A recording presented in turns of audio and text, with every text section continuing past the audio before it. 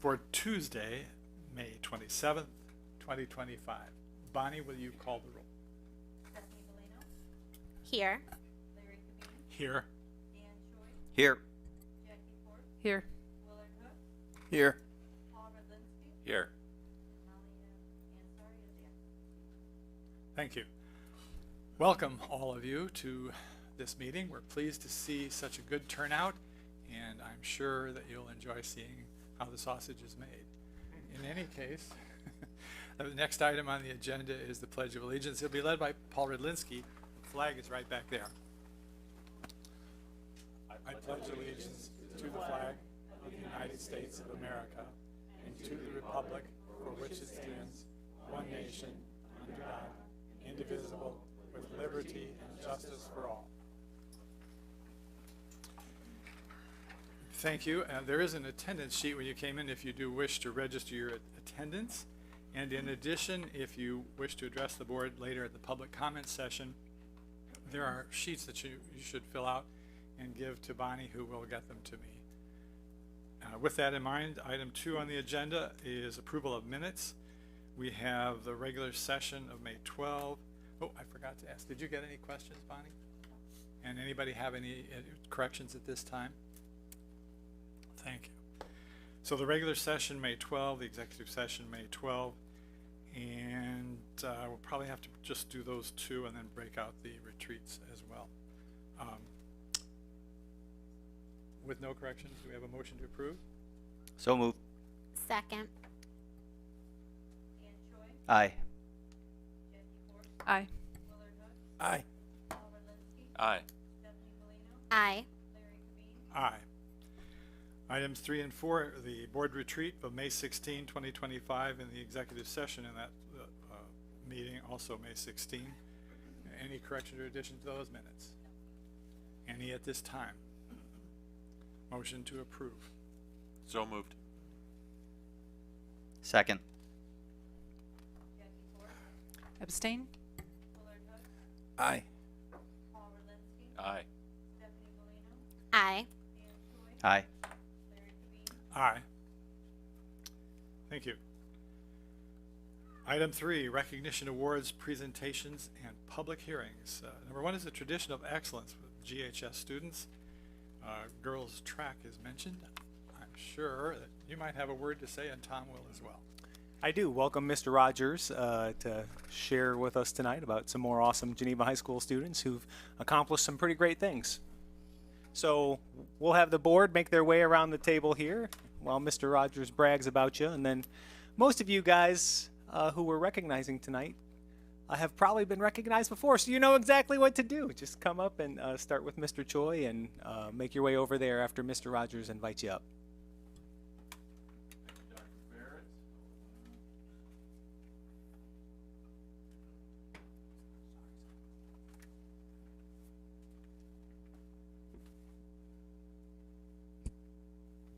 Thank you, Dr. Barrett, and members of the board, for another opportunity to recognize great things going on at Geneva High School.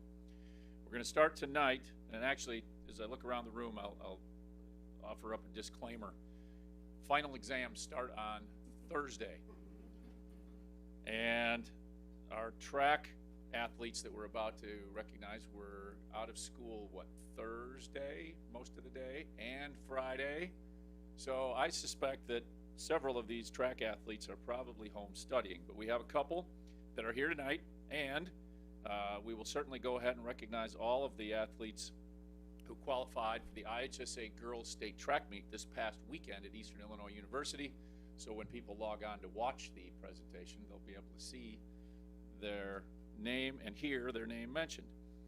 And what I'm going to do is, real quick, we'll go through the list of athletes that qualified.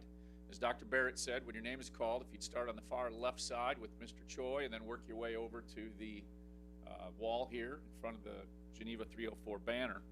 And then once we get all the names read, I will share the different accomplishments for each event that we qualified for that state meet. So first, and fitting that she essentially ran in the door. Sophia Border.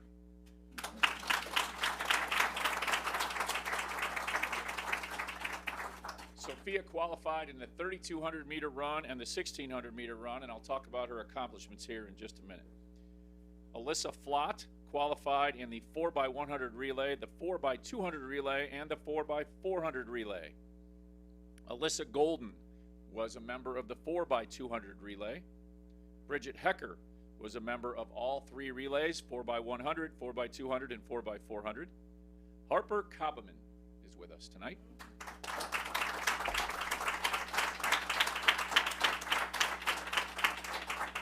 She was a member of the 4x400 relay team. Hadley Mason ran on the 4x100 and 4x200 relays. Ava Marin qualified in the pole vault. Taylor Peel was a member of the 4x400 relay. Annabelle Stevenson was a member of the 4x100 relay. And Lexi Weber also qualified in the pole vault. Now, real quick, we'll just run down some amazing accomplishments. In order to get to state, the 4x100 relay team finished second at the sectional and set a new school record, and then finished 20th in the preliminaries on Friday. The 4x200 relay team were sectional champions, also setting a new school record, and finished 25th in the state prelims. The 4x400 team, which Harper was a member of, Harper, step forward real quick, there you go. The 4x400 relay team was fourth at the sectionals, excuse me, but ran a season best time in that race.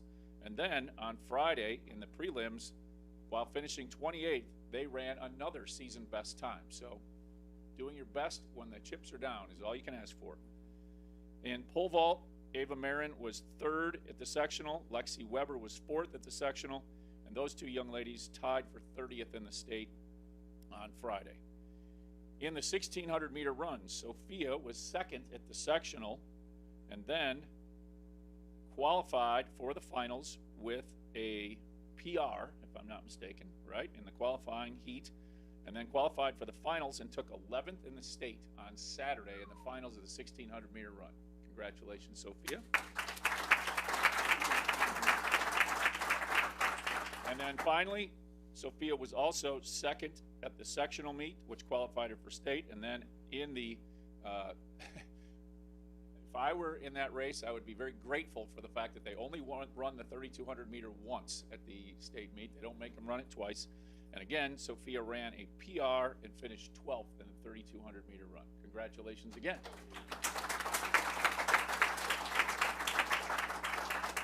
And congratulations and thank you to our head girls track coach, Mr. Peter Rock.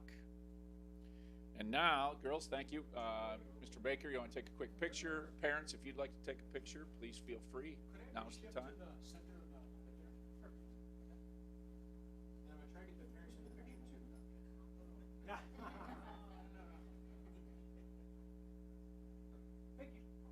Oh, hold on, stay there. Come on now, ladies.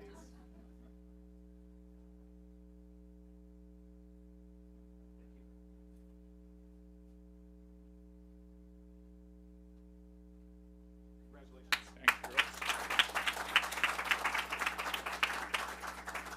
Next up, we would like to recognize two young men who competed in the Special Olympics track and field meet on May 3rd and 4th in Aurora. The following athletes received gold medals in their events and qualified to compete at the upcoming Special Olympics state competition. If you were in attendance at any of our unified basketball games this winter, you might recognize these two gentlemen. And I'll, at this time, introduce Pablo Drab.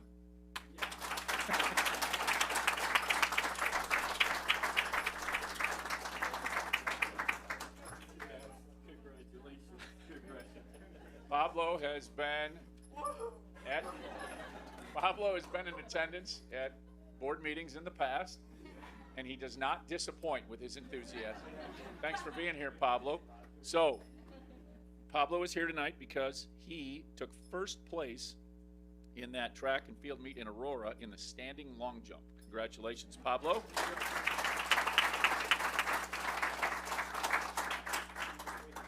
And his teammate in that track meet and also his teammate on the basketball team is Christian Ortiz.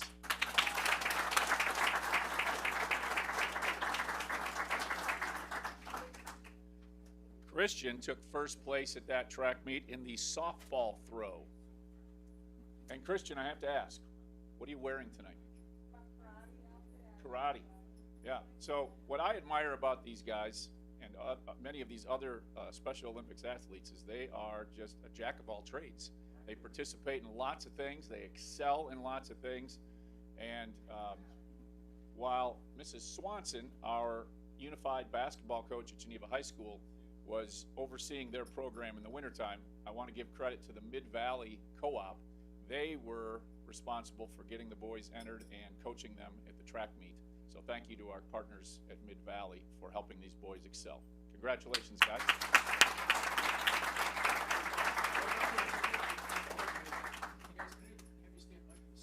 There you go.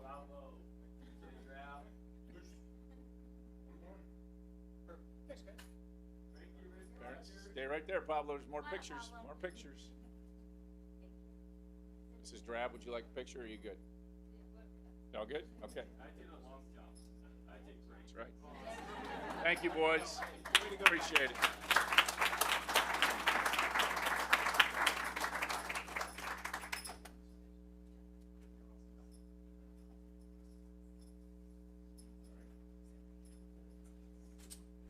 That completes our high school student recognition. Thank you, board, and thank you, Dr. Barrett.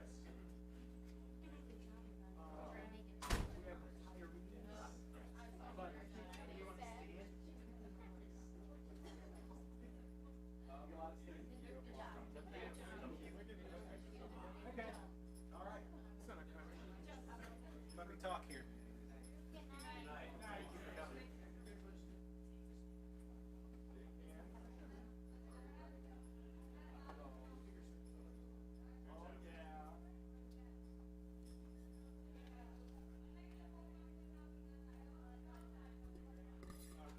So next we have recognition of some awesome retirees this year. Dr. Law is going to get us started. The board's going to stay right here because you guys will come up just like the cool kids and say hello. So, Dr. Law, get us started. Thank you very much, Dr. Barrett. Well, I'm just so excited. This year we had, I think, 26 retirees over the course of this year. Some of whom have, left us several months ago, and couldn't be here tonight. But we do have a strong handful tonight that we do want to recognize. But literally, between the 20 support staff members that retired this year and the 6 teachers, hundreds and hundreds of years of service to the district over their careers, and just could not be just more grateful to the great staff that we have, and just the impact that they have made on the lives of countless students in our school district. So what we're going to do is we'll have the supervisors or principals come up, and I'll introduce each retiree. When your name is called, if you want to come down here, shake the board's hand, and then just go stand against the blue backdrop while some nice things are said about you, and stay there. And eventually we'll have all of our retirees up there, and we'll get a photo by Mr. Baker as well. So we will start. Brian Pedersen, did you want to, our Director of Operations, go to the podium? And our first retiree is Jeff Berkeley. Jeff, come on up. Oh, there you go.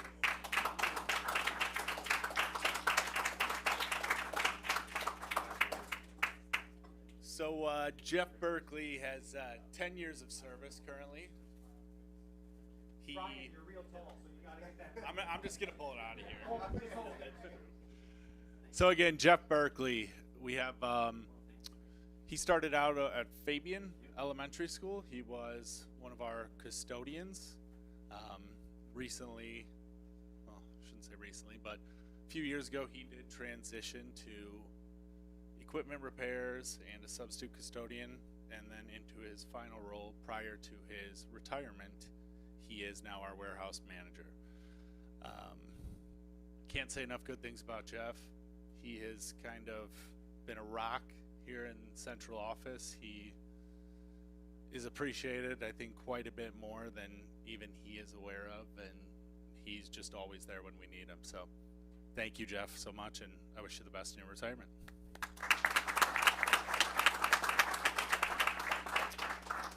Kevin McLaughlin. Kevin. So Kevin actually retired 6 months ago. He has graced us with his presence, and we do appreciate that. Decided to return.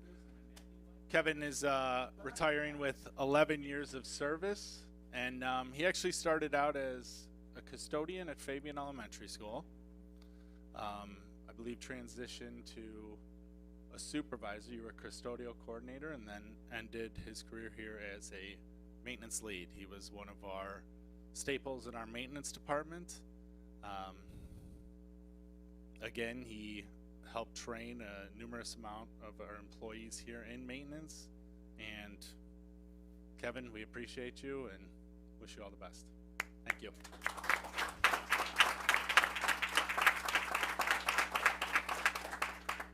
Is Gary Sharp here tonight? He is not. Okay. Audrey Bridges.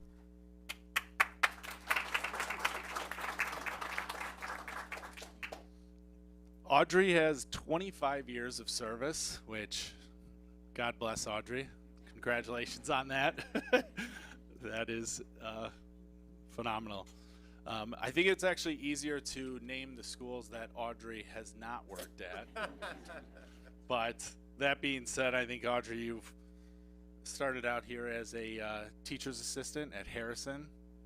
Correct me if I'm wrong, but you worked at Mill Creek, Fabian, the high school, Cold Trap, Friendship Station. The list goes on. You guys get the point. But obviously that was all prior to Audrey accepting the position as the custodial coordinator in 2019. She did lead the custodial department for 6 years, did a fabulous job, put in place many great things that we're still pursuing and leading today in that department. And Audrey, best of luck down to you in Alabama, all right?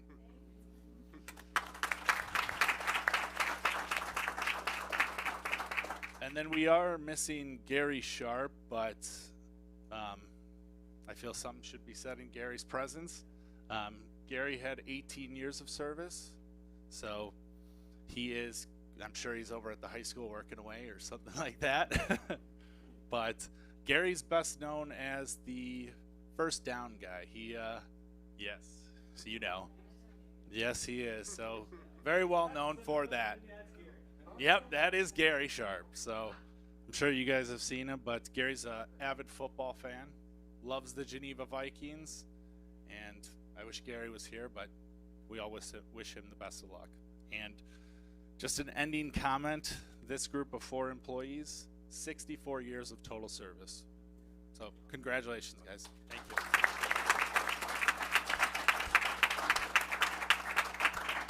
All right, retirees, if you want to stay there, and then I will have Tim Weiler, principal of Mill Creek, come on up. Oh, of course. Gotcha. All right. So, all right. Well, as Mr. Weiler's going up there, Sherry Wiley. Come on up, Sherry. All right, we get to celebrate 2 very special people at Mill Creek. Thank you for celebrating the tremendous impact both Jay and Sherry have had on the Geneva community. We have 2 people tonight. Mill Creek alone has a combined 46 years of service by both Jay and Sherry. Very, very proud of that. It is an impossible feat to walk in their shoes and carry the school on their shoulders, which they have done for 20 years for Sherry and 26 years for Jay. And we'll begin celebrating, talking a little bit about Sherry tonight. Hopefully I don't embarrass you too much. Mrs. Wiley is a kindergarten teacher to the core. And how do you ask how I know this? It's quite simple. Maybe you recall your 5-year-old stepping their first day in school and saying to yourself, man, that teacher was built for kindergarten. And that's Sherry. That's to the core. Kindergarten teachers in their core have patience, curiosity, unmatched by anyone. They have the ability to answer 244 questions in 5 minutes. They don't crack. They keep their smile and don't even breathe. So I don't know how you do Mrs. Wiley is the epitome of someone that wants to know you not only as a professional, but as a person, as a human being outside of school. She's the first one that asks me every day, how was your weekend? She's the first one to tell you how her weekend was. Very special, and that's not just me, it's everyone in the building. For a few months, though, I avoided her. Every day, I asked her how her home construction project was going. And she had a story every day that was worse than the day before. So I almost got anxiety just hearing the story. So I'd avoid her for a while, and I'd only go see her for like every week. And I say, how's it going? Is it better this week? Luckily, like 6 to 8 months, sorry, Mike, past due. The project, I think, is done, hopefully, with the exception of a shade color of the hardwood floor. So that was just, I'm sure that was an experience for you guys. Needless to say, the project is done.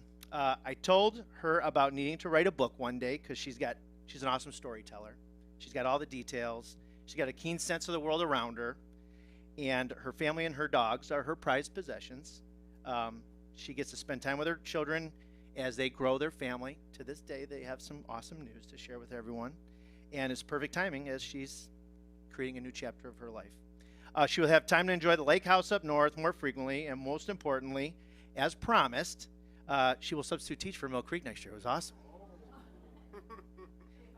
If you're around. Which is similar to Jay, which we'll find out in a little bit.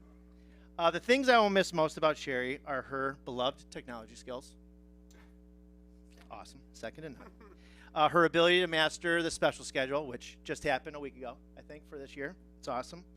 And her infamous pop in the door and say, hey, you got a minute?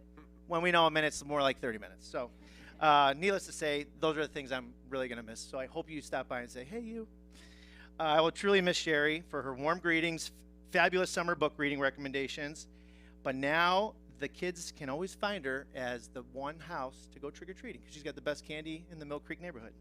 So you'll always have a special place in my heart for giving our kids and families love and the support they need. So have an amazing journey, and we look forward to seeing you in November for that long-term subposition.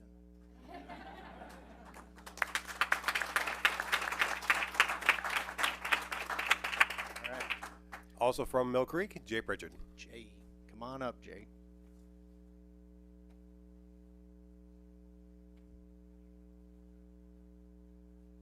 I met Jay for the first time as we were looking to hire a new 5th grade teacher. And from that day on, he has not let me down. He's kind of my rock at school. Being a 5th grade teacher, he's got to be tough, get the kids ready for middle school. So he's genuine. His use of common sense is exactly what I need as a leader. And he's trustworthy, and he can take and give feedback that's real. So I really appreciate those 3 things about Jay. And I'm not sure there's a problem that he couldn't solve when put in his lap, which is pretty awesome. And he's got that can-do attitude, which helps students prepare for the next part of their journey. Some things Jay is known for at the Mill Creek side of town. Some fun stuff. Every year we play Super Bowl squares and March Madness, and when it comes to Vegas odds, I mean, not Vegas odds. I mean playing for just bragging rights. We don't gamble. He's the one that steps up and kind of creates that school community that builds that family atmosphere. So we really appreciate that. Some people, when they were sick of making their own lunches and starving, he had salad in a jar. He created a little help by offering up salads. He'd make them every week with his family, bring them to school, and everyone would have lunch for the week. He's always been the master outdoor ed planner. So if you know anything about outdoor ed in Geneva, they just kind of go hand in hand with each other. So so much that the outdoor ed cook made him his own dessert on his farewell tour this past year. But what he doesn't know is that, unfortunately, he signed a contract for Mill Creek, and he's got to go back next year. So he's going to be, he's volunteering to give meds to all our chaperones, and he's going to make sure he's meal prepping in the kitchen. So thanks, Jay. Love that about you. Always giving out there to other people. A few weeks back, the GA held a celebration for retirees. 2 of Jay's teammates, Ali Stadahar and Nikki Kelly, who he's worked with the last couple years, reported 20 things everyone loves about Jay. The list could go on for both Sherry and Jay, but my favorite were semi-pro volleyball player, a loyal Sox fan, go Southside, science expert, and one thing that we look forward to this Friday is he's the 5th grade picnic grill master. So he cook some mean hot dogs and hamburgers. So if you're looking for Food Friday, give me a call. But Mill Creek, we lost our volleyball game this past year to Fabian, which was disappointing, but we learned a lot from that experience. As a proud Southsider, Sox fans always stick together, no matter what, no matter how bad of a season you have, and we're hoping to have a good one in the next couple years.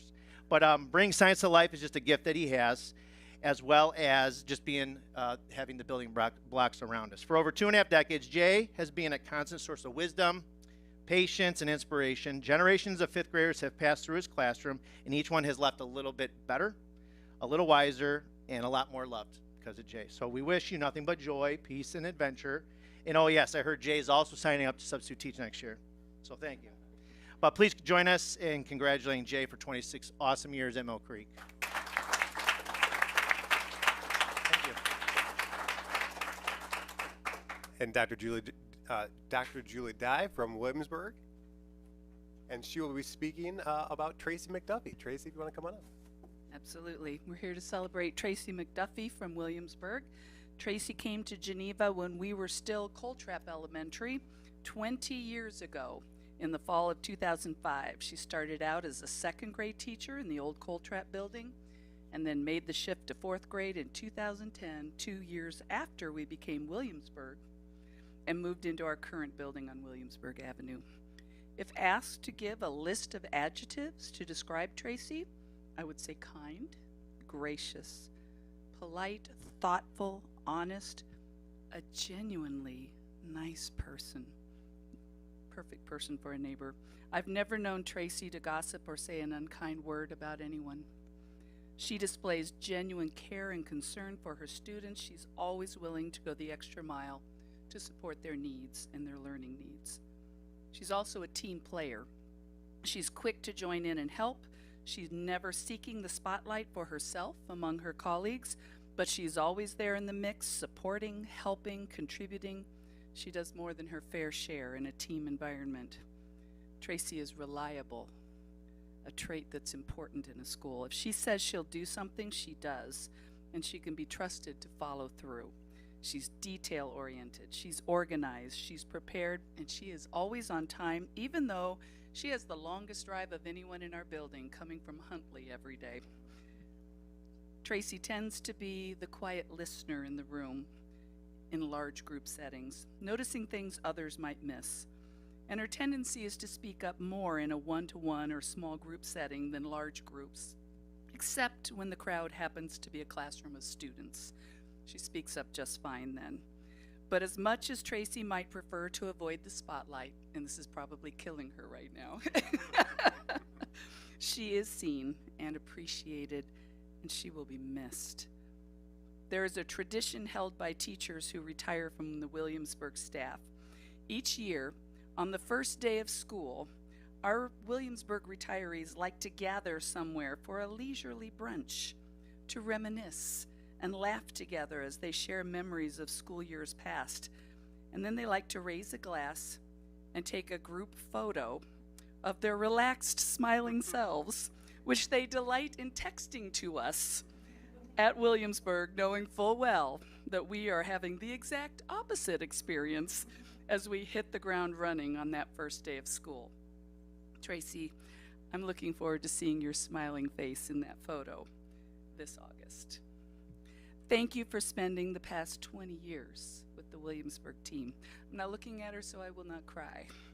We wish for you many relaxing and joy-filled years with family and friends in the years ahead. Happy retirement.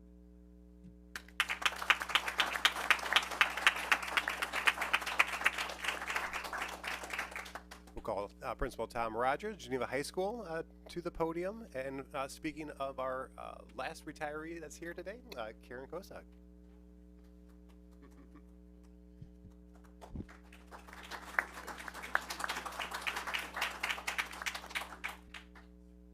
Karen Kosog has been part of the dynamic duo at the high school that has been so dedicated to our German program.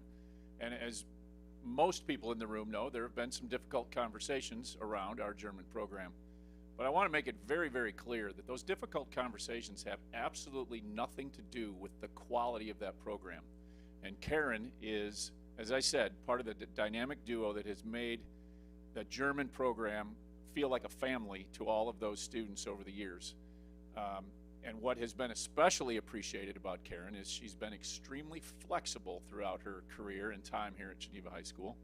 We have always needed a part-time teacher to deal with that fluctuating enrollment that we've been discussing. And Karen has always been willing to do whatever it takes. And it's not just being a part-time teacher, it's being a part-time teacher that has to bounce back and forth between the middle school and the high school. So we greatly appreciate her flexibility in that regard. And as I mentioned, we greatly appreciate the pride that she takes in that program. She's extremely passionate about German. We've had some passionate conversations about the program over the last several years, and I really appreciate that about you, Karen. We really appreciate how much you care about your students. And I know I can also speak on behalf of the middle school principals, who I know are very appreciative of your, again, another flexible, you've also been flexible when they needed someone to step in and teach another elective outside of the world language curriculum. So I know that the middle school principals thank you for your help and flexibility as well. And I also want to say, I don't know if other principals in the district get this pleasure, but part-time teachers have to undergo the unfortunate conversation every spring of being released by the board. And Karen has always been a great sport. It's always, even though as a veteran they understand what that process means, it's always very uncomfortable to go in and talk to an outstanding teacher and say, I'm sorry, but you're going to receive a letter that tells you you're no longer teaching in the district technically. But then we always come through with that renewal letter and we do it all over again. But every spring, Karen has been very gracious about that difficult conversation. So Karen, thank you for everything you've done for our students at Geneva High School as well as both of our middle schools. Congratulations.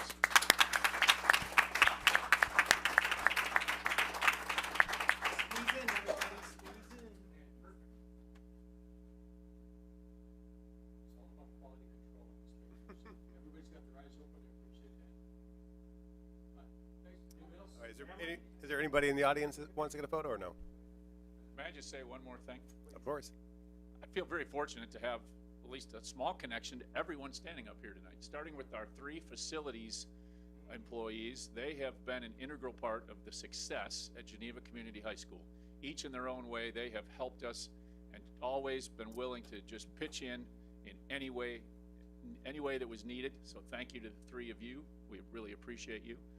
And the 3 retirees from the elementary schools who are standing here were kind enough to come to our senior breakfast a week ago last Friday and read "Oh, the Places You'll Go" to our senior class. So thank you very much for that. It's very memorable. We appreciate it. Anyone else for a photo? Okay. Retirees, thank you so much. You are welcome to stick around for the rest of the meeting, but you also can exit now if you so choose. So thank you so much, retirees. Thank you, guys. Congratulations.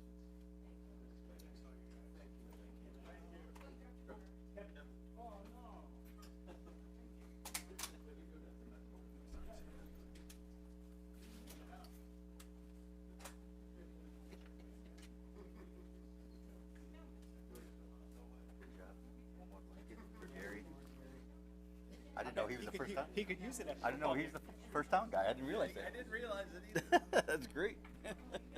I love that.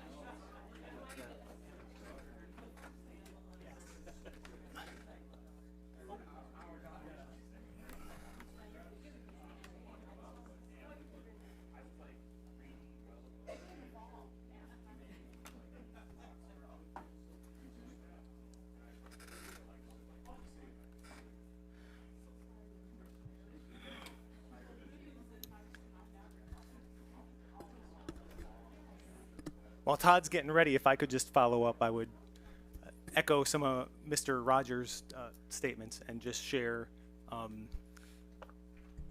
Somebody once told me that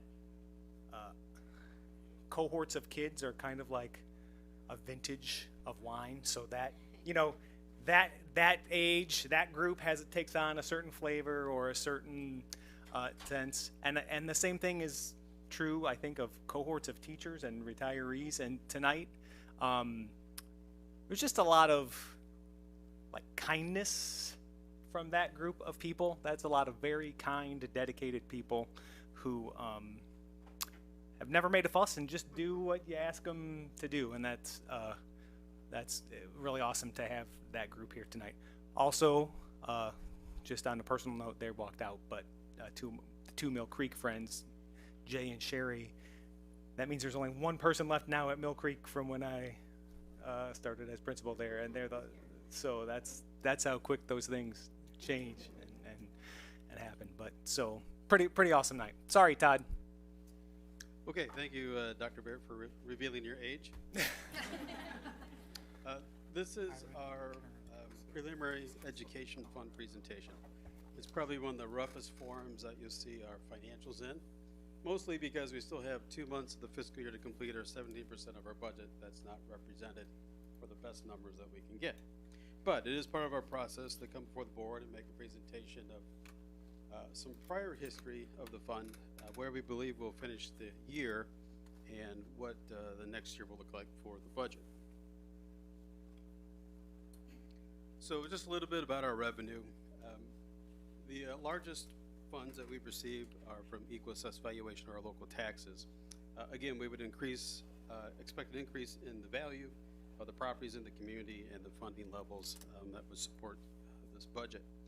Some of our other local revenues, which represent a much smaller portion, are basically such things as interest, our personal property replacement tax, which comes from things such as trusts, businesses, some utility tax as well, corporations, our registration fees, other activities fees that we have in our food service program. Our state revenues are mostly from our grants and categorical payments that we receive. Our evidence-based funding has been a very constant, maintained amount at about $2.1 million. And our federal revenue is from our grants and our Medicaid reimbursements. So in total, we're looking at about $80,901,847 that we would anticipate for the educational fund at this point in time for next year's budget. Our expenditures are our salaries. Those are based upon our collective bargaining agreements, our working agreements, and anticipated full staffing, even though we may not realize full staffing throughout our year. Our benefits are based upon our health benefits that increase.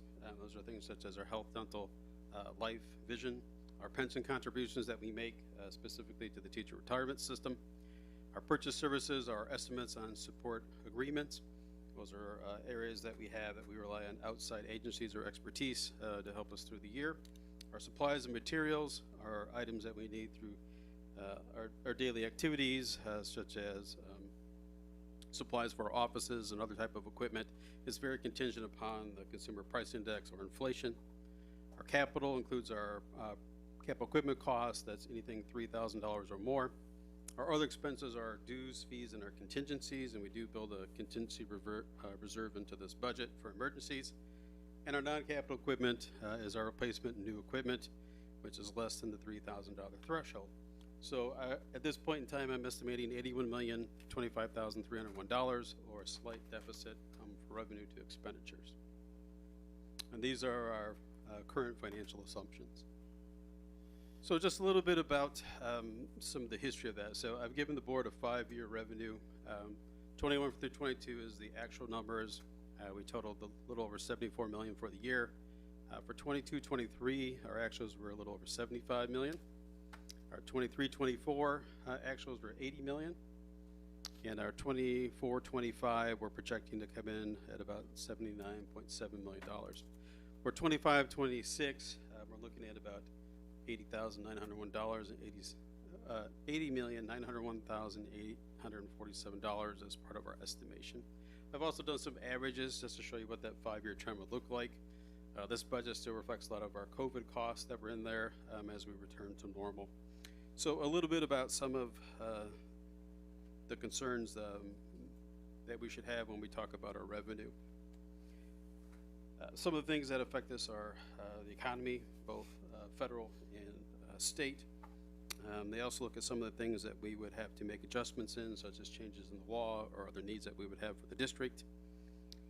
Other items that we would have, I would point out that one of the biggest factors that you'll see in one of the local areas is that as you look at that 24-25 from 8.9 million to the 25-26 of 5.7 million, one of the biggest factors is that personal property replacement tax. So I kind of hit upon that's collected by the state of Illinois from businesses, partnerships, trust corporations, and small businesses, and it's essentially transferred to the school district. Several years back, there was an error in the calculation that overstated the revenues that we received from the Department of Revenue, and that's slowly been kind of eased back to us. There's also been recently some changes in the law, tax laws specifically, that would also further diminish the amount of taxes that we would receive. So much that I've estimated getting 35% less this year from the prior year. That's just the fact of that particular type of revenue stream. Some of the things that have been very stable for us have been our tuition, our food service revenue, our fees and activity fees have been very stable. I will note that our donations in general are down. That could be just simply a matter of fact based upon our economy. And lastly, although our equal assessed valuation is up and we do anticipate some new construction growth in the district, ultimately, because we're under PTEL, we'll still have to respond to that, and we're basically capped by the consumer price index, which is still continuing lower. So even though we do see growth, we'll still be limited in the revenue that we can capture. So that's the current revenue picture. Any questions from the board about revenue? Okay, I'll move on to our expenses. So same thing here. I've estimated what the 5-year would look like for our expenses. 21-22, we were just about $69 million. 22-23, $71 million. 23-24, $74 million. 24-25, $79 million is projected as we finish this year. And then next year, the 2025-2026 preliminary number looks like about just a little over $81 million. So I want to share a little bit about some of the categories. So when we talk about salaries, you know, basically one of the things that we've had to do as a district, we've had to respond to the market. And that's for us to be competitive, not only to attract employees, but also to retain them. So some of those things you see over time are collective bargaining agreements. You'll see our working agreements, and basically what we have to offer our employees to keep stable employment and retention. One of the areas that we've seen some large increases over the last couple of years, not so much by total numbers, but by % increase from year to year, has been in the area of health benefits and employee benefits. So one of the things that we've noticed, though, is that we did hit some high points during COVID. You know, some of the people here realize what the costs have been as employees, but I do see that starting finally in this year to trend down after the last 3 years. When we look at purchase services, a lot of the things that we'll see in this particular year budget, I do see some increases for some of our software needs. I do see a need for one-to-one nursing contracts. Our food service will go up strictly just for the cost of labor and still for the cost of food. And then lastly, I've seen an increase this year again in insurance. When we look at our supplies and materials, one of the changes that we'll see this year is certainly is the textbooks purchasing that we'll have. That's something that will come out of that. That's why you see the increase in there from the prior year. Our capital outlay is drawing down. A lot of it has to do with our tech plan. We put a lot of money into our technology, and we've also drawn down that as well. Not that we're not investing in it, it's just that we've reached the high point of our spending, and we had a year that we required less expenses and needs. For our other objects, one of the areas that we see down is private tuition for places that we have to send our students. It's indicative of our enrollment trends. And lastly, our non-capital, we've simply replaced a lot of our lower costing equipment over the last couple of years, and we've seen this number go down this particular year. So that's kind of my overview of what I looked at as our expenses this year. Again, we have 2 months left. Anything could happen. Usually there's a spending spree at the end of May. Everyone has a deadline to get all their purchasing done for this year, but I still think we'll probably be in relatively good shape. So a little bit about the areas that still have me concerned that I'll monitor is ensuring that we're competitive in our wages, but yet we can provide those within our means. We always look for our full staffing. That's always our expectation. That's always how I budget. We will continue to invest and use our interest income to counter inflation. And as you know, the economy, anyone that has their own personal investing, you know that the rates that we received are no longer at the amount that we had. CDs that are over 5% are now 3.9 to 4.2, so that return on our investing, in addition to our decrease in fund balances, will result in less interest income. We do want to maintain our fund balances. We do that in case of emergencies and overages, and so that is always of importance to me as the chief business official. And then we also want to invest in the learning environment. That's something that our district's been dedicated to make sure that we have the finest facilities, not only for our students, but also for our staff and our employees. And I am also the bearer of bad news for the district from time to time, depending on what meeting you come to. I want you to realize that the good times are over. So our strong surpluses and our balances that we were able to accumulate over the last couple of years have been spent down, and that's just the reality of our budget and our financial situation. Okay, my areas of concern. There's always the economic and external factors. I receive something every day that tells me the stock market is up. The next day the stock market is down. There's usual losses on the Dow. I don't know where we're going to be, but I do my best job to predict that for the district. Our inflation is always a concern when it exceeds 2.5%. We typically can absorb that in any given budget, but when it goes beyond that amount into the threes is where we start to feel some constraints on our finances. Our reduced investment opportunities I've already announced. Staffing challenges, we've been pretty good about that as a district. We've invested heavily in our people and our staff, from our training to the opportunities that we give them. We'll also have to respond to any upcoming changes in the state and federal levels that may come down to us. As you know, there's been some concern about some of the federal restrictions on things such as Medicaid, but we will try to plan for that the best we can. And then lastly, it would be any delay or reduced categorical payments. So we typically get specific funds for the state that are reimbursed. They're called categoricals. Probably the easiest two that I can explain to you that aren't in this fund are things like transportation, right? We get transportation reimbursements for our regular vocational and for our special education transportation. But some of the other ones that we have are also in our education fund. So should the state, as we also know, has a deficit issue in their budget, should delay payments as they have in past years, we may have to come back and adjust the budget. I do know that in my career, there used to be times I used to budget for 2 of the 4 payments. And that's all we would get. So that is just a factor of consideration and something that we continually review in my office. So what are the next steps? Well, I'm going to continue to monitor the end of year revenues and expenses. As I mentioned, we still have 2 more months to go. Receive early and better grant financials. So the one piece I need to put back into this particular budget that's not in here next, that goes from preliminary to draft, will be our grant numbers. And the reason why is because we still have a lot of grant dollars that we will spend through the end of the year. So I'll work with student services on any teaching to get the best numbers I can on those particular areas. And then we're going to monitor our health benefit elections. So enrollment just occurred for that. So someone could easily go from single to family, which greatly increases our cost because we pick up the greatest portion as the employer.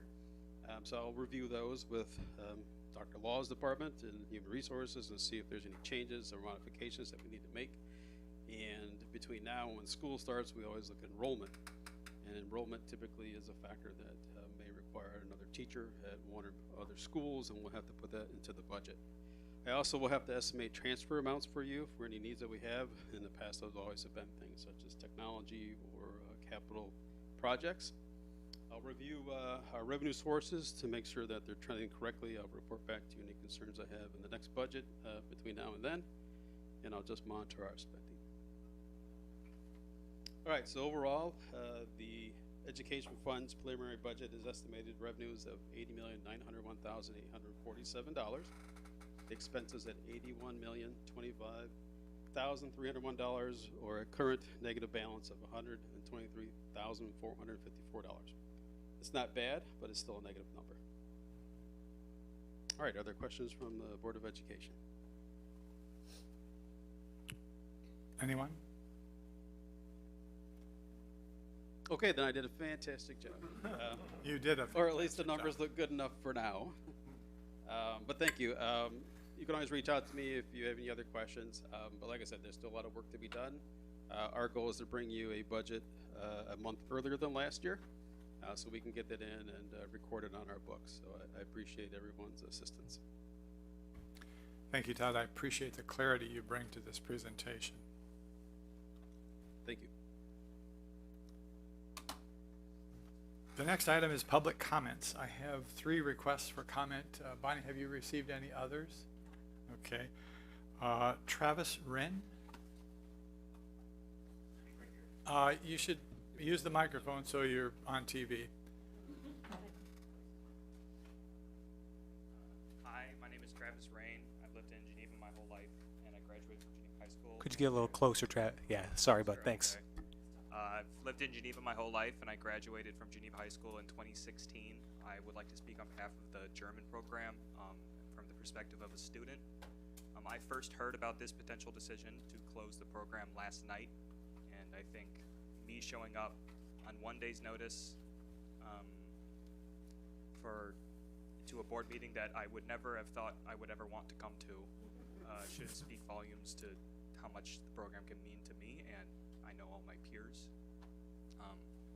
To me, German was more than just a class. It was a community, and I'd like to keep using that word because that's what it was. It was a community. I had the pleasure of being with the same group of students for all 5 years of my education. So I grew up with them. I knew them.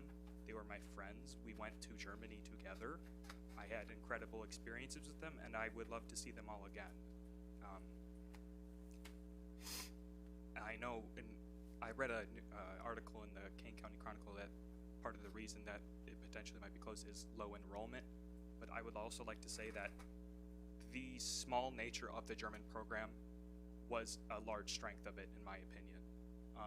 Just having a smaller, tight-knit group of people. In my senior year in German 5, I believe we had 11 students, but it felt like there was more people in there than any of my other classes. Everyone knew each other. Everyone was comfortable with each other. We wanted to talk to each other. We all looked forward to going to German class each day because we knew it was a place that we could grow as people, and we can just be ourselves and spend time with our teacher, Frau Swedenbank, who's here. I know I don't speak much German in my normal life nowadays, but I absolutely use life lessons that I learned in that class every day, more so than most other classes. And if I think back on my high school education, I think about my senior year classes, I can maybe name a couple, 2 or 3 people in each of my classes that senior year, but I can absolutely name all of my German classmates, where they sat in the room, things about them, their faces, everything. So I think the German program is more than just numbers. It's a community, and hopefully it can stay. Thank you. Thank you very much.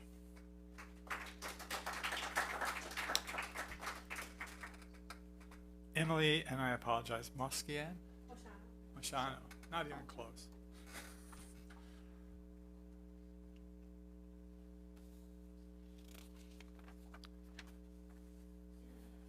So actually, I'm not speaking on behalf of myself. I'm actually speaking on behalf of my daughter, Mia Machano. She was a 2024 graduate from Geneva High School. She was a part of the German program for all 5 years. And when she heard that the meeting was going to be happening and she wasn't going to be able to attend because she is in Germany right as we speak, she asked if I would come, and I told her I would. So, in my daughter's words, my name is Mia Machano. I am currently a rising sophomore in college at Milwaukee School of Engineering, studying biomedical engineering. I took 5 years of German. Unfortunately, I'm able to provide my support in person due to currently being in Germany. But even being in a different time zone doesn't stop me from defending a program which is so near and dear to my heart. When the decision when the decision to choose my language came to pass, my first thought was to take Spanish like so many others and be like every other kid. But then I thought about the German heritage of my grandfather, and I was proud to be a part of, and I wanted to find the love and the community as well. The German class was not only an educational place, but the place where I found a tight-knit community. The amount of in-person, hands-on experience with the culture to apply our German expanded our knowledge. For example, we had birthday parties. We went to the opera. We went to the Christkindl market. Frau was more than just a teacher. She was someone who took the time to know each of her students personally. She would check in on my other classes and my family. She would allow me to invite my brother to German events even when he was not in the program. He was in a different foreign language and was not as emphatic about his.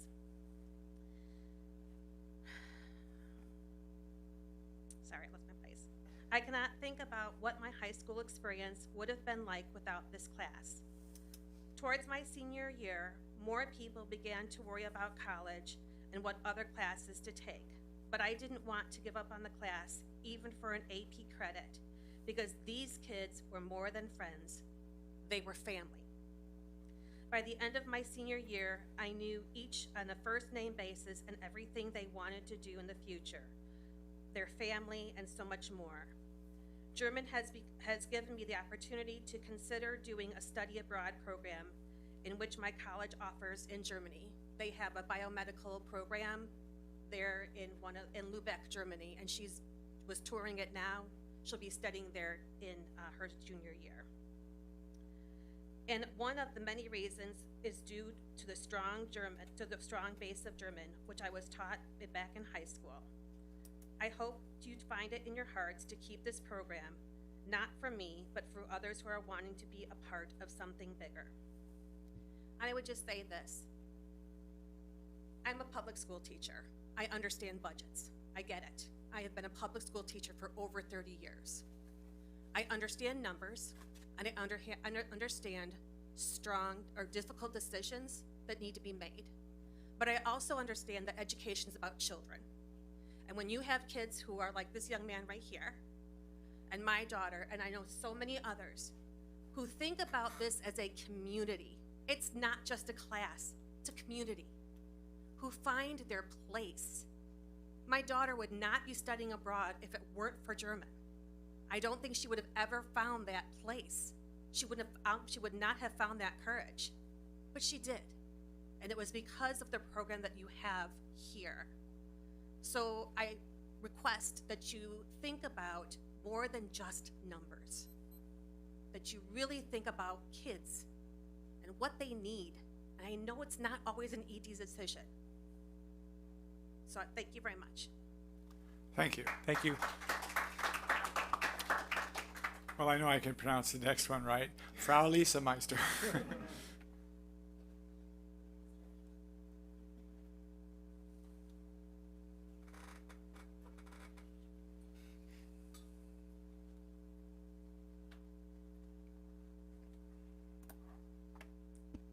Good evening. My name is Lisa Meister, and I am a health teacher at Geneva High School. And just like you both shared, I'm here to talk about the German program as well. I understand that these decisions are not based on just one factor, and I understand that these are difficult decisions to make. But I am here tonight to speak on behalf of the German program at Geneva High School. I would like to encourage the administration and the board to rethink their plan of discontinuing the offering of German at GHS. I have been a teacher at GHS since 2002, and I have seen how hard the teachers work in their world language department to not only encourage the love of learning a language, but the love of learning cultures, including traditions, history, culinary arts, and fine arts associated with the countries that speak these languages. I have traveled with these teachers and their students to Europe and saw firsthand how they brought the curriculum to life and instilled a love of learning outside of a classroom and a textbook. I have personally seen Frau Swedenbank and Frau Kozag volunteer to straddle their time between the middle schools and the high school to encourage middle school students to take up a language so the program could thrive. I have seen Renee create a family among German club students who are so excited to go on a German-themed scavenger hunt around the town of Geneva, or invite her AP students to cook a German meal with her to celebrate the end of the year. The students I have spoken with have expressed a family feel in German, just like you guys did tonight, that they don't get in other classes. I saw her work tirelessly, taking on 7 preps in 1 year when she had a combination of classes of mixed levels in one period, or honor students mixed with the regular curriculum, and had to differentiate learning more than any other teacher in the building in each of her class periods. That was the year that Martha and I nominated Renee Swedenbank for Kane County Educator of the Year, along with some of our other colleagues. We know that enrollment of the student body overall is down, but still we have been adding so many individualized electives at GHS and other departments. Why are we going to dismantle an entire language program that can offer students life-changing skills based on 1 year of lower numbers for German 1? Renee and Karen poured their hearts and souls into this and have worked so hard to build excitement and set up this tiered program that they hoped would carry on after their retirement.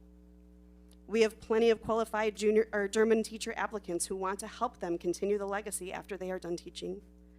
I encourage you to please not let the program die based on 1 year of lower numbers. Give the program a chance to build up over the next couple of years again before pulling the plug on it. This isn't like an elective that doesn't run one semester because the interest is low. So please don't cancel the stepping stone into a world that kids can get so much out of. Thank you. Thank you. Thanks, Lisa. Actually, thank you all for your heartfelt comments. The next item on the agenda is legislative updates, and I have it on good authority that we have none. Yeah, no report tonight, just this is the last week of the General Assembly's current session, so we'll see what happens. Thank you. And the following item is the superintendent's report. Dr. Barrett. Yeah, thanks, Larry. Let me just get connected here.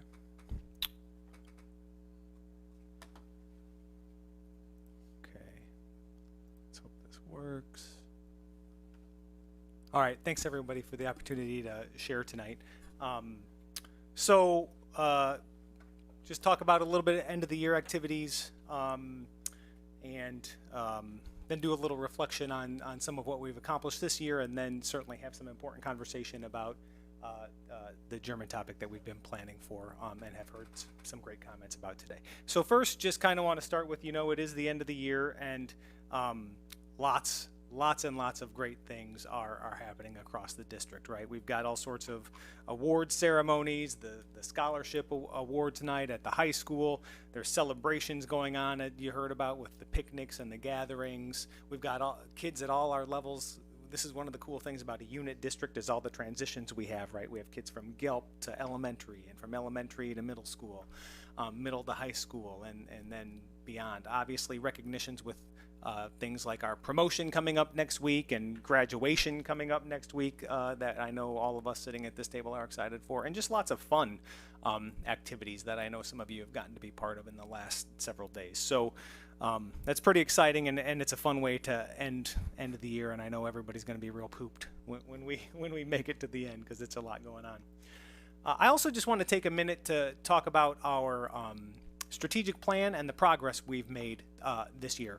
So this is from our strategic plan booklet, and for the community's awareness, our board had a great opportunity recently to take a real deep dive into some of this, and have some conversations about some of this in a recent board retreat that was really productive, I think.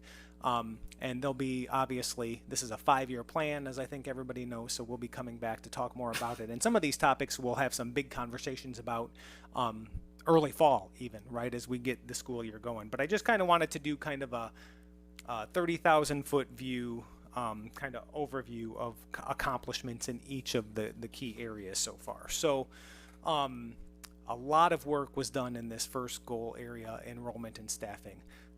We started the year by conducting a very thorough demographic study, presented that to the board and community, and talked a lot about that. Our administrative team took a real deep dive into that as well.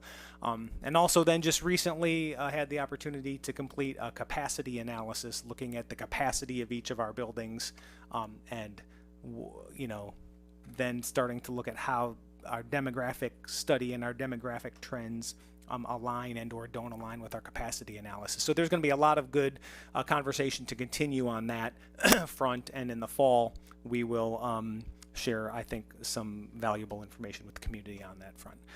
We've also this year, sorry about that, Robin, sorry. Also this year, been able to build some more class size consistency at the elementary level through the work of our class size committee. That was something that was, an area of concern and something that we've made some headway on. We've been able to see some thoughtful reductions at the secondary level, largely through attrition and retirements and things like that. We've been to the board, for example, with the middle school administration, talking about some of that work as an example, and I know we've shared some of that has happened with the high school too. And our student services team and our team at GELP has completed an early childhood review of that programming and looking at our programming and the programming in the community, and that's been real valuable. So a lot of work in this area. In terms of the career and college pathway, also a lot of quality work has been done. First off, I think the biggest one is the team at the high school, and with the guidance and partnership of Mrs. Sims and Dr. Petmezis is, starting to have some conversation of doing a formal study of dual credit, because we know that was a key place where we recognize we have some room to grow in the district. So that formal study has been embarked on. They've already done a lot of work, and there'll be some more work coming to you all in the community in the fall about that as well. The post-secondary, the Illinois PACE framework, that stands for post-secondary and career expectations. We've been able to develop those frameworks for our district. That's part of a requirement, but it aligns perfectly with this goal.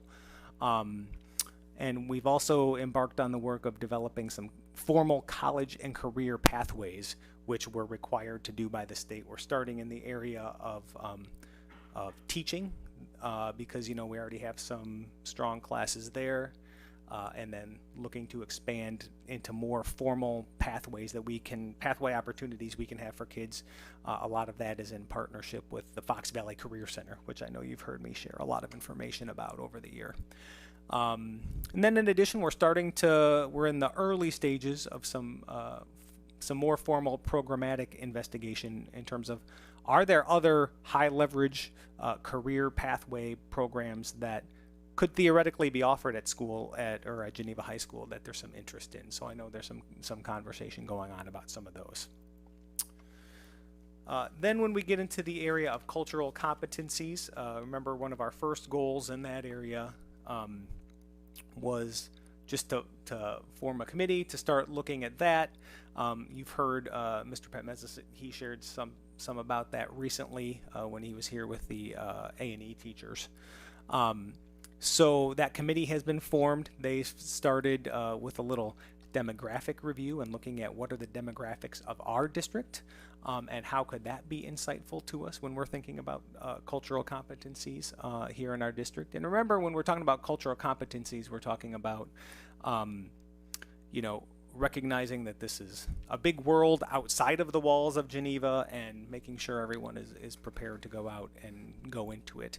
One of the big accomplishments this year, in this goal area was starting by identifying and cataloging a lot of the activities that we currently do in the district. A lot of good things happen in this area, in this district, but we didn't have a good understanding of it wasn't organized in a way that we knew what they all were. So, that team has identified those starting at the elementary level, and then is starting to identify common experiences that we believe are important in this area for all of our kids to have.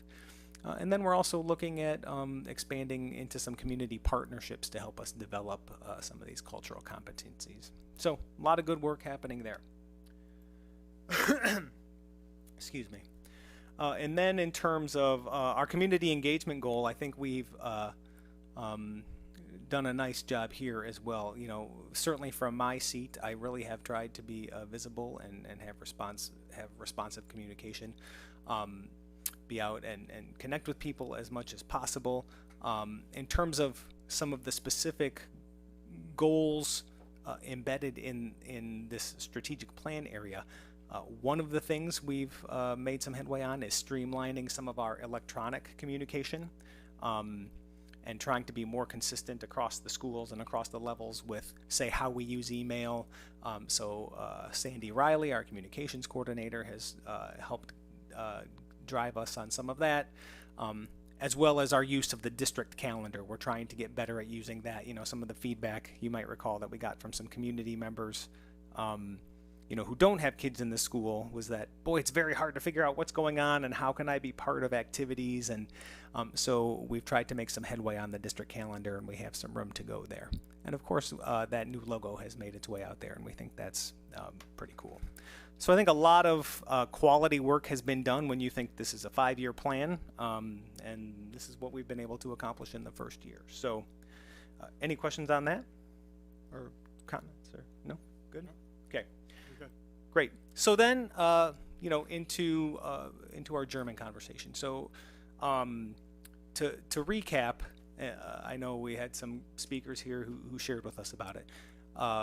This first came to the board in a formal meeting, right at our April 28th meeting, and we talked about, you know, our declining enrollment in general. We've been talking about this over the course of the whole year, as a district.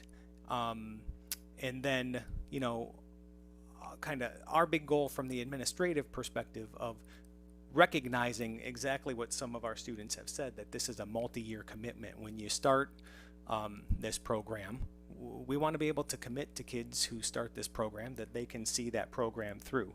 And so as we've been looking at how we've been, you know, looking at that enrollment and staffing goal, and you know how we have worked to reduce our staffing thoughtfully, you know, through retirements and attrition and things like that. And then as sectioning happened and we saw what the numbers were for next year, we came and shared with you this potential approach of not running German 1 for the 25-26 school year next year, and then you know, sunsetting or phasing out the program over the next several years, right, as kids who are currently in it matriculated through the program. So if I go back to that community engagement goal we were just talking about, I think the conversations that have been had at this table in the last several meetings have been really good examples of what we should be doing and how we should be talking about this, and the feedback from our community has been really good examples of that. And you know, I would echo what Mr. Rogers said, and certainly what we've heard from the students or previous students who have shared at previous meetings or via email or tonight, right? We know that the kids who have had this program have had great experiences, and wonderful teachers and great connections and developed great relationships, and we would never question any of that for a minute. And we're grateful for all of that feedback. And so as we, I think one of the things that we recognize from the administrative side is that board members have thoughts and opinions on this, and the feedback from our community has been valuable and important. So what we also recognize, though, is we need to be able to plan for next year, and would like to identify a plan tonight, if possible, for what we're going to do with this program next year. So this isn't something that's up for a formal vote tonight, because, you know, running a particular class is not something that would come to the board that way. But what I'm hopeful for would be an opportunity for the board to give us some feedback, and share with me here tonight, get your thoughts. And I think honestly, part of what, because of the significance of this decision and because of the I think the strong feelings and opinions we've heard, and I think the strong feelings and opinions of the board on this. Like to be able to hear that, and I think we'd like to be able to have some level of, I know we will never get 100% consensus, but certainly some level of unanimity if we're going to move forward and not run German 1 next year. So Larry, I'll turn it over to you to facilitate any conversation you want, and I'll just kind of be listening for some direction. All right, thank you, Dr. Barrett. As you have said, this is not a normal purview of the board. We wouldn't get involved in individual class decisions and things like that. And he's correct, we're not going to have a vote tonight. However, we are going to make a decision. And the decision has to start out by me reflecting once again that this is a very high quality board. These are thoughtful people who care about education and who care about Geneva schools. And so I'm going to keep this a little shorter than it might be, but if we might, I'm going to ask unusually if each board member would be willing to just state their position on this issue at this time, just as short as you'd like to make it. And if we could start with Dan, I'd appreciate it. Oh, sorry. Yeah, so I'm glad what you mentioned, because I was going to mention it too. The night board coming on. Just Sorry. Oh. I had turned it on and off. I'm sorry. So thank you.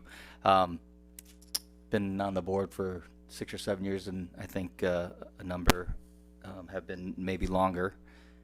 I think this may be the first time that we've ever had a discussion about a certain class. And there's a reason for that, and it's because, as Larry, you said, it's not the purview of the board to make decisions on particular classes.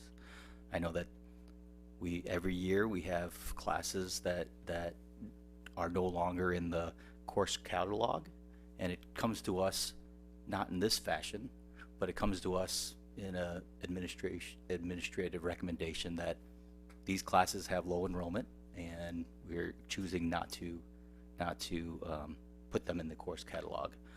And so it's very similar to German 1, and it's unfortunate because obviously, as we've heard, that it's a passionate subject, and there's a lot of really neat stories that we've heard of former students that have really experienced great things in this German community, as we heard tonight. So, and so it's unfortunate that it's come to this, where we need to have a discussion about maybe the future of this German 1 in this particular setting.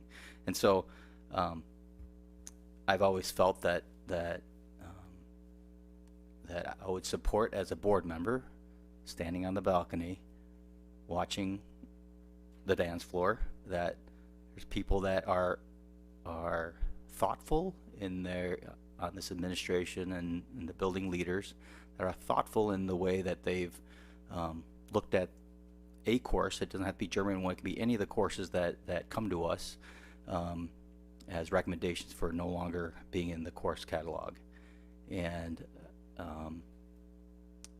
to accept whatever the administrative recommendation would be, because they're in it every day. So that's my first point. And the second point is, I think in a situation like this, it's a little bit of a slippery slope in terms of talking about courses that aren't going to be in the catalog anymore. And I understand that German, there's a little more passion to that than maybe some of the other subjects that are in the course catalog, but it could, if we make decisions as a board to close a class or to not have a class, and we make that decision, I think that causes just sets a precedence that maybe we don't want to have. So that's the second thing.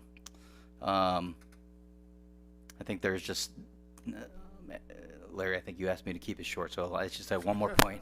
And so I think I think the last point I have is that just talking about the numbers, and this sounds like there's 7 students in the high school, and maybe 6 in each of the middle schools. And so I think logistically, in terms of how that's all going to work with trying to find a teacher and maybe if numbers, if let's just say, because logistically the way that those students have to maneuver back and forth to have German 1. Anyway, I just think that it just could cause more students not to participate in German 1, and then all of a sudden then we're really in a pickle in terms of you know, how many are in that class. So anyway, I guess I say all that to say you know, I would accept as a board member in this seat accepting whatever the recommendation of the administration would be, because you're in it every day. Thanks. Paul? Thank you, Larry. Thank you, Dan. Dan is right.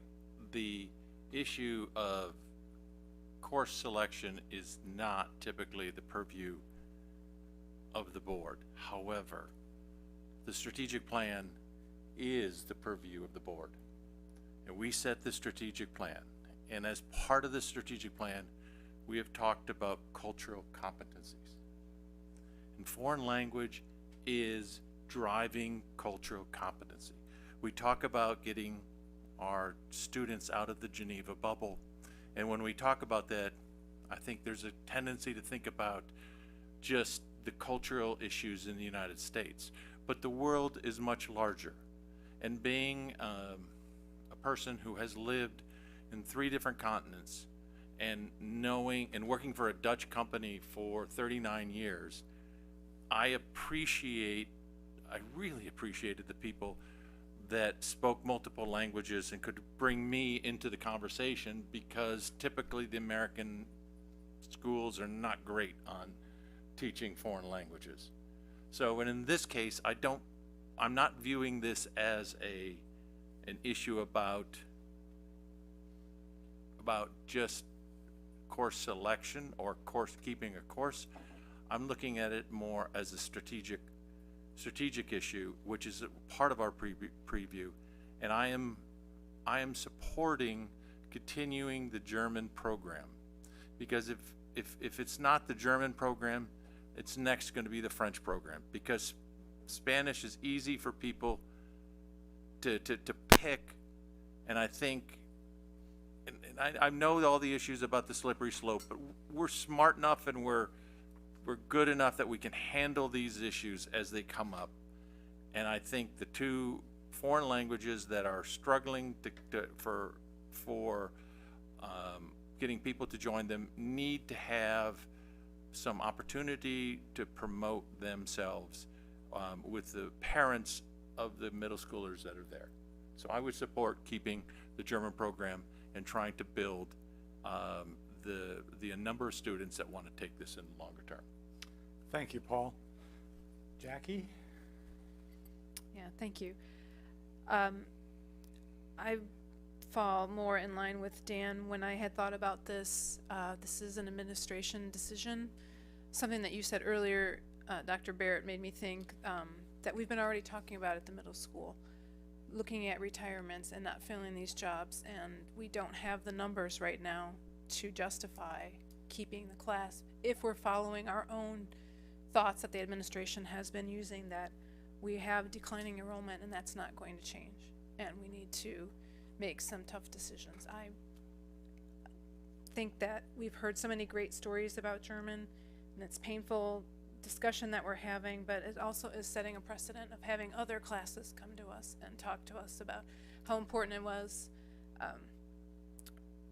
I agree with you, Paul, on the cultural competency, but I also think that we do have 2 other languages that are offered that will help people still have an opportunity to learn about other cultures. And one of the things I did do is I looked at our community colleges to see if they offer German. A couple of them do in our county. You can also take German in college if you're taking that course or that career path in the future, and also have opportunities to travel with that as well. So I find it difficult to continue with the program if we do see this trend going, and it might just be the right time now to not run German this coming school year. Thank you, Jackie. Willard? I did. So I have been thinking about, excuse me, maybe I need to drink some. It's in my vocal folds. You don't have to get all choked up. Oh, no. Okay, that's better. A little bit better. So I've been thinking about this ever since it came to our attention. Dr. Barrett giving it some thought and trying to look at it from different perspectives. I appreciate the community input, the former students, the accounts of those who have graduated and working actually in Germany. I think that's great. I come from a field partially that is, I was trained as a neuroscientist, and every time I go to we just call it the convention, which is representing 80 countries, 35,000 researchers. What I find very clear is that German is very well represented in those meetings, and that's very well borne out in literature and what we know. The STEM field, that's where you're going to find a lot of German speakers. I think it's a laudable that we've had this for a generation, as I understand. 27 years, is that right? Yeah. Yeah. So that's a generation. I'm a strong believer. I'm kind of biased. I have a household where my wife speaks Mandarin. Her second language was German. So I'm a strong believer in giving people opportunities to learn different languages, but also from my perspective, I know that this is not, as the superintendent said, we need to try to create a bigger sphere, if you will, and try to create that for many children. I know that German's not one of the 6 official languages of the UN, whatever people think about that, but I know it is important. But we have to be practical, and I've just really had to give this some thought, in the sense that I know that there's a legacy here. But I know also, as an educator as well myself, that there are things that I was exposed to 40 years ago in my teacher training that we just don't teach anymore. And things change, and I know change is hard, and it's not necessarily based on economics. Again, I go back to the point that some of these are generational. So I'm willing to support the administration in terms of what their decision is. Whatever is going to be fiscally responsible and being good stewards of the taxpayers' money. I know it's not about money entirely, but like I said, to me it seems like a generational thing. We have to just think about where we are today. So that's my thank you. Steph? So for me, I think that we've all described the complexities of the situation, that this is not just a matter of saying we aren't going to run a course next year, that this is making a permanent decision about sunsetting a program that we know people have probably worked very hard to start many years ago. So that's what makes this a little bit bigger for me than just saying we're not running an art course or a specific elective next year. In addition, I think that it is a part of our role to represent our stakeholders and be that voice, because everyone can't have an individual voice on the board or in the administration. So I kind of look at it from that perspective. I think that the community piece is very important. For me, something with our students, and I know that Dr. Barrett and I have talked a lot about this, is that all of our students find a place in our school, and that we have somewhere that they can excel and thrive and feel that they're part of. And I think that's a lot of what our German program has provided for a certain group of students. But I also understand we are making tough decisions based on enrollment every single day. And at the high school, we're often spared from those tough decisions because we can control our class sizes in different ways, but we've had to have larger class sizes at the elementary schools. We've done attrition through retirement, changing the teams in the middle schools. That has meant something for everyone, and this is kind of now coming to the high school, and this is where it's starting to show there. And that's not a fault of anybody in the administration or any of our teachers. It's just nationally we have declining birth rates that are affecting our enrollment. But for me, the most difficult part for me, and where I really, although I do support the administration's expertise and decisions, it's very hard for me right now to support sunsetting a program. I do feel like if this were more standard and we had to say, okay, next year we're not at the enrollment numbers that we need to run a class, that I could support that, but it's hard for me to support sunsetting the program at this time. Thank you, Stephanie. For my own personal opinion, it's also hard for me to support sunsetting the program. You've heard now 6 thoughtful, heartfelt people dealing with what is obviously a difficult issue. And it's not an easy one to come to a solution because it involves possibly bringing into a generational thing. Having said all that, Geneva is a blue ribbon school, and having 3 languages in a blue ribbon school is appropriate. This was precipitated by the resignation of one person unexpectedly, and that doesn't really seem like a good enough reason to sunset a program. I agree that it's possible that enrollment is off now as a blip, or maybe it's not a blip, but for the moment my position would be to recommend strongly to the administration that we continue the program for at least 1 year, and that during that time, and I haven't talked to anybody else about this, but as a world language program, you all need to work to get some more evenness in the program. Having 2 languages with very small enrollments and 1 with huge is not really a good balance, and we need balance in the school. So I charge not just the German department or the French department or the Spanish department, but all of you working together to do what you can to make all of these programs viable so we don't have to have this discussion again. World languages is world languages. If Geneva just has the Spanish department, it ain't going to be the same. So with that in mind, Andy, I'd like to put my strong request that we continue the program for another year, and those of us on the board will consider whether I'm advocating something that will have a longer life or something that's just giving it our all. But that's my recommendation. Well, I appreciate that, Larry. I appreciate everybody's comments. I don't,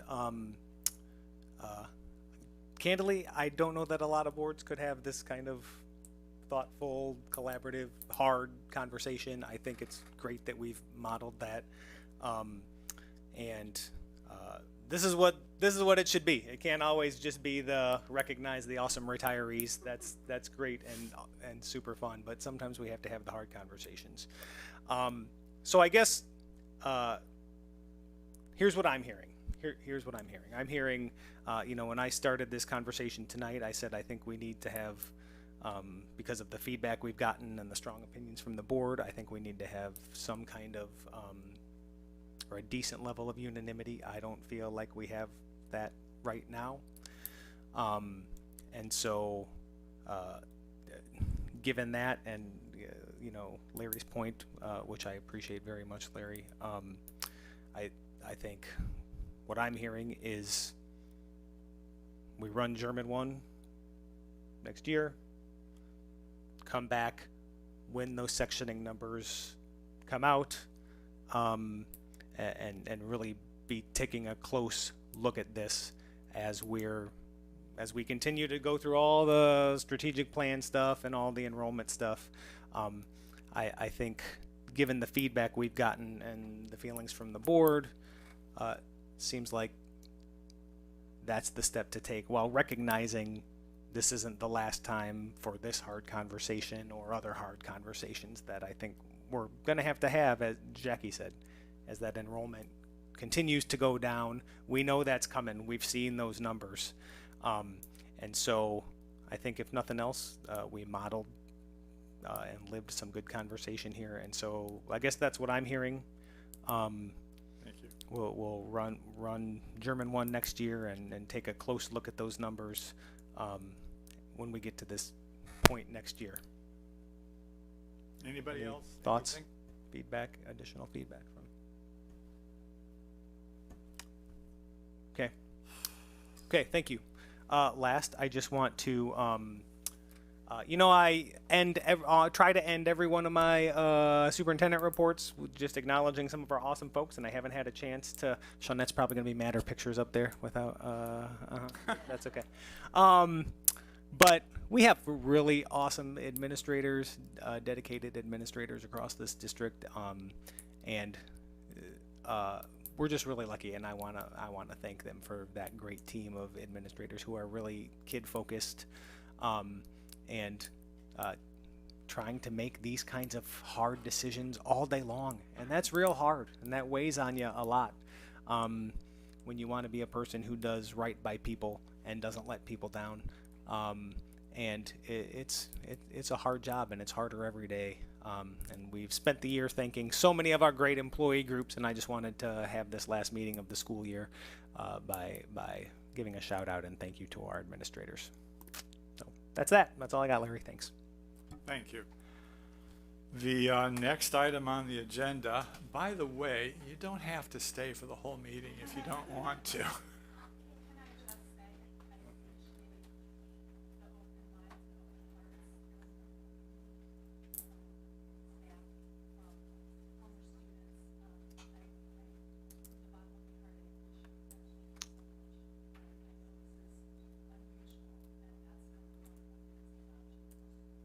You are welcome. And in fact, you might have noticed this board is different than the last one. We try and keep things open and keep things above board. So, the next item on the agenda is board dialogue topics and pending action considerations. There are no items there, and I think we've dialogued enough for one night. Item 8, work study topics and future action considerations. Also, well, that's there. And the 25-26 policy committee meeting calendar draft is there. It's been reviewed by the policy committee. Actually, Larry, we're not ready to approve that one. Okay, that's all right. We won't do anything except. Does anybody have any questions for Stephanie? You're off the hook. I think we can just table that vote till Yeah. the future meeting, right? Yeah. It doesn't actually call for a vote. Oh yeah. Okay. Well, even better. We're fine. Consent agenda. What is once again my favorite. Item 1, personnel report, resignations, retirements, leave requests, changes in assignments, full-time equivalent, new hires policy is 1. Item 2 is monthly financials. Larry, can you Yes. go back to the information, please? Okay. And just a quick comment on the board meetings and presentation schedule for the future. Mm-hmm. Can we modify how we present this a little bit? If you look at what is presented to us now, it's all historical information. Right. There's nothing about the future, about next year. Right. And we're close enough to next year that next year should be already presented to us as to I what will agree. be on the schedule. Yes. But I would like to even think about, by the time we start hitting April or so, we should be rolling into the next year. Do a rolling yearly as early as possible. I So agree. board members can see what's on the schedule and actually make comments on it and try to get it moving. Can I sneak in on that? Thank you, Paul. Okay. That's good. That's something that typically we've done in the summer, but I think that's fair and I think that's good feedback. So that's something we can move up with our cabinet team a little earlier. We can start looking at that intention around winter time, so that then by the time we get to spring, we're starting to look ahead to the following year. So good feedback. We'll do that. Thank you. Agreed. Okay, consent agenda again. Item 2, monthly financials for April. Item 3, gifts, grants, bequest, $2,200 from Dave and Kathy Newcomb to purchase a new bass trombone. I'd love to see that instrument. Item 4, gifts, grants, and bequests, $8,000 from the DAB Giving 360 for musical instrument purchases at GHS. A motion to approve is in order. So moved. Second. Aye. Aye. Aye. Aye. Aye. Aye. The next item is board member comments and reports, now that I've driven everyone out of the meeting room. Yeah, She'll call me later if she's got any questions. Not at all. Thank you for coming. Dan, you might as well start with the easy one. You got the hard one. Yeah, I don't have much to add. I think like to thank everyone for presenting. I think just adding on to what we had just talked about. I think there's a lot of passion and good conversation that we have with all the stakeholders, and I love that. And so I'm so glad that we were able to come to a conclusion tonight, and looking forward to the end of the year activities and events, and with the promotion and the graduation and things like that. So congratulations to all our seniors upon their graduation. Paul. Yeah, congratulations to our seniors, and it's coming fast, and yeah, I think everybody's excited about it. Also, congratulations to our retirees. You know, it's great to see people so happy, and they finished their career and they're looking to start what they want to do next. And having gone through that transition, I wish them the best of luck, and hope they enjoyed themselves and find things that really inspire them now.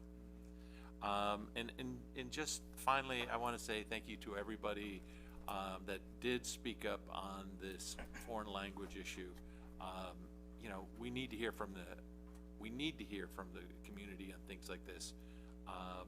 And I would hope in the future that we also have not only our graduate student, our graduates and alumni speak up, but also those parents whose children are in these programs. It's great to hear I'd love to hear more of their input on something like this. Thank you. Jackie? Yeah, just want to thank my fellow board members for the discussion tonight. It was nice to be able to have a conversation, and we have maybe different thoughts, but I think we all see both sides of this. And I hate to say sides, but really being able to sit here and talk through this as a group, I think was wonderful.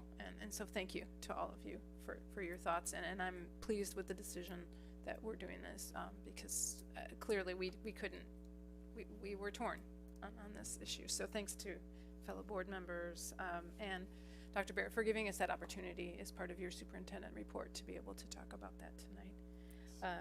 Want to congratulate our awardees tonight and the retirees. That was fun. Being a Fabian family, seeing 3 of our custodial staff that I remember when we were there, and having seen them move on too over the years from Fabian to the other schools was fun. So congrats to them. And then our seniors next week. I can't believe it's been a year since some of us have had our children graduate. But yeah, we'll be there next week. That'll be a lot of fun. And of course, you know, I went to the jazz dinner. I have to mention that. It was a lot of fun. Such a fun evening to hear all the students. And I did make it to the regional soccer championship game last week. Unfortunately, it didn't end the way I had hoped, but I think the girls played a great game. And congrats to all of our athletes who are still out there playing today. Thank you, Jackie. Willard? Yeah, just want to say that this was just maybe this is my 3rd time seeing retirement in our district, but I want to say that I offer my congratulations and also marvel at the inspiration I hope that they're giving to another generation. When I was in school years ago, and some of you might remember, they would say the joy of teaching. You don't hear that so much, but that was a mantra back in the day. People would say that. And I could see some of that joy in the stories of these retirees. And I hope that we can continue that spark, and it's not just something we say, but something we really, I think they live, as obviously they live this out. I also want to say that in the last 2 weeks, I've seen several familiar faces of children that I've just literally watched them grow up. There's 2 houses down from me, there's a Geneva graduate. My brother graduated 2 years before that, and just really nice to see these spaces that are maturing right before my eyes. I'm sure everybody as well. And just want to say that it's just so edifying, I could say, for many of these children to have these opportunities for these. I don't know what happened 5 years ago, 7 years ago, but I just think this is so edifying to have the opportunity to appreciate that excellence, especially those that are in special needs programs. So I think that's a very good thing. Thank you. Thank you. Stephanie? Yeah, I just first wanted to echo some of what everyone said. Thank you all for the great conversation tonight. I appreciated your different perspectives because some of that brought things to mind that I didn't necessarily think of. So I always appreciate the different knowledge and perspective that everyone brings to the board in our discussion, as well as hearing from the public. I agree with Paul, like it's very nice to have that voice in the conversation as we're talking about these different topics. Congratulations and thank you to all of our retirees who we saw tonight. I don't know many of our retirees personally, but I get misty-eyed at every one of these because I'm just so appreciative of the service that they've provided for the district, and I know that they've been impactful on many families' lives. So thank you so much and good luck in the future. Congrats to all of our seniors and good luck in the future as well. I know we'll be celebrating them more over the next week and they'll get through finals and then they can just have a lot of fun. So, and then it's just a busy time of year. I've been at a lot of different events and activities and there's still more to come. So thank you for everyone who's participating to make the year end very big and exciting for all of our students. Thank you. For myself, also congratulations to everyone who's graduating and the honorees of this evening. And you guys made what I said true. Intelligent people and thoughtful conversation. I love it.